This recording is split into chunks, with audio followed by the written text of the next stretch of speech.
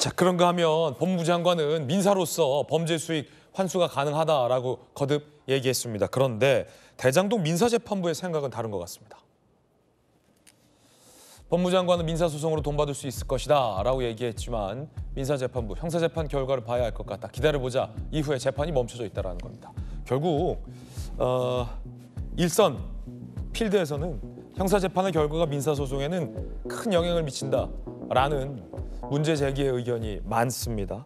그 사이 정영학 남욱의 부동산이 100억 올랐다. 이 기사도 있습니다. 남욱 2021년 4월 강남구 역삼역, 역삼역 있는 데는 대한민국의 제일 비싼 곳 아닙니까? 375평 매입, 300억 주고 샀는데 400억 올랐다라는 보도 나오고 있고요. 범죄 수익 1,007억 원, 배당금만입니다. 배당금.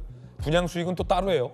남욱 1,007억, 남욱 1,007억. 와, 이번 추징금 0원. 그걸로 강남 역사에 300억 땅 사는데 400억 됐다. 정영학 회계사 644억 배당받았고요. 가로수길 건물을 샀는데 173억 주고 샀는데 285억 올랐다. 우리 김우식 교수님도 송파 어디에 저 건물 있지 않아요? 없죠. 없어요? 뭐 했어요? 건물도 안 사고. 예, 송파에서 잘 거주하고 있습니다. 저런 게 바로 아까 제가 말씀드린 대장동 공범 달래기입니다. 얼마나 많은 혜택을 주고 있는 겁니까? 그러니까 추징금이 남욱 같은 경우는 1,070 몇 억이 배당을 받았는데 0원이에요. 0원. 1,007억. 네, 1,007억이 0원.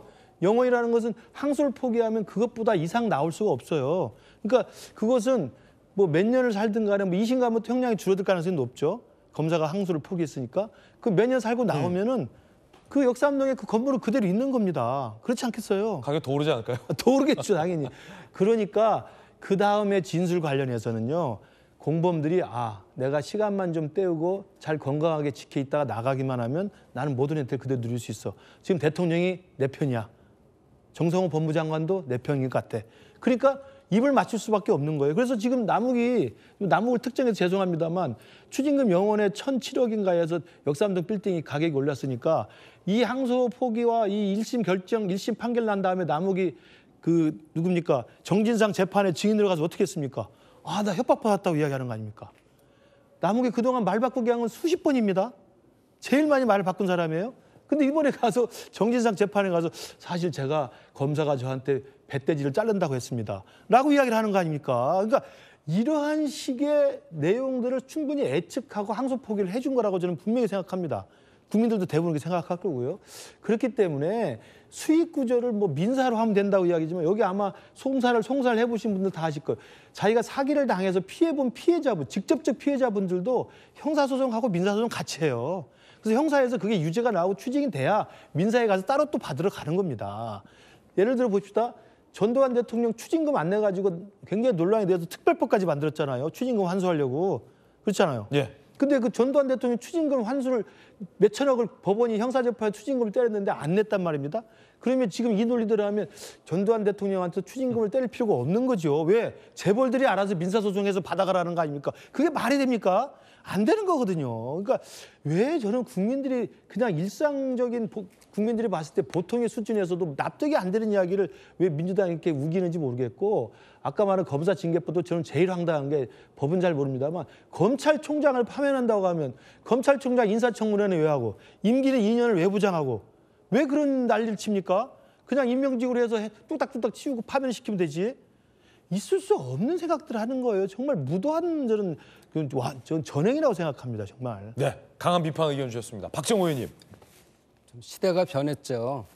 그전에는 말씀하신 것처럼 경찰의 과도한 권한 이런 것들을 제재하기 위해서 검사에 대한 신문보장이 가능했는데 지금 국회를 한번 보십시오. 국민들이 국회의원들 요즘 좀 낮았지만 옛날 같으면 니네들 효용감이 없다 그러면서 국민 소환제 해야 된다. 그리고 부동의 체포에 대한 것들을 부동의 뭐 이런 것들에 대해서 안 된다 이렇게 말씀들 하시잖아요. 사실 국회도 바뀌어야 돼요. 그런 것들에 대해서 이제 과거에 민주적으로 가야죠. 그런 것처럼에 이제 국민들이 그전에 정치에 대해서 무관여하고 잘 모르고 이런 것들이 아니고 아주 많이 잘 알고 계시거든요. 그러니까 검찰도 그동안에 한 것을 보니 대부분의 검사들이 열심히 했습니다. 그런데 정치 검찰들이 굉장히 여러 가지 정치의 상황에 따라서 변하고 입맛대로 이렇게 편에 쓰다 보니까 그런 것들이 이제 불만인 거죠. 그래서 그런 것들을 제대로 고쳐나가는 게 민주주의 아니겠어요? 우리 저 주진우 저 의원님은 검사를 많이 오래 하셨기 때문에 당연히 검찰 측 차원에서 볼 필요가 있을 겁니다. 그렇지만 일반 국민 입장에서는 과도한 권력이 잘못 쓰이는 것에 대해서 바꾸는 게 민주주의니까 그런 차원에서의 이런 논의들이 나오는 거고 동시에 아까 말씀드린 것처럼 국회의원들도 불체포 특권이나 이런 것들에 대한 권한을 내려놓을 필요가 있으면 더 국민들한테 설득하기가 좋겠다 이런 생각이 좀 들고요. 강남에 저렇게 많이 올랐어요. 근데 저분들이 다 저분만 오른 게 아니고 강남권에 갖고 계신 분들은 다 올랐을 거예요. 그래서 네. 이것이 마치 이 사람을 위해 부동산이 올랐기 때문에 뒷단을 봐준다 뭐 이런 것들은 전혀 맞지 않고요. 한편 생각 드는 거는 야 강남에 집 살 걸 그랬나 이런 허탈한 사람들이 많이 있을 거를 생각하면 좀 강남이 아닌 다른 수요처가 좀 있어야 된다. 지금처럼 주식이 있거나 앞으로는 저희 경기도에도 큰 뭐 메가시티 제2강남권 같은 것들이 만들어져서 저렇게 수요가 많을 때 공급을 좀 해서 좀 이렇게 너무 많이 올라가고서는 일반 국민들이 허탈하지 않게 해야 되겠다 이런 생각이 갑자기 들었습니다. 네. 한때는 저도 대학교 진학할 때 검사가 돼야 할까 기자가 돼야 할까 한때 고민했었는데 기자 되길 잘한 것 같습니다.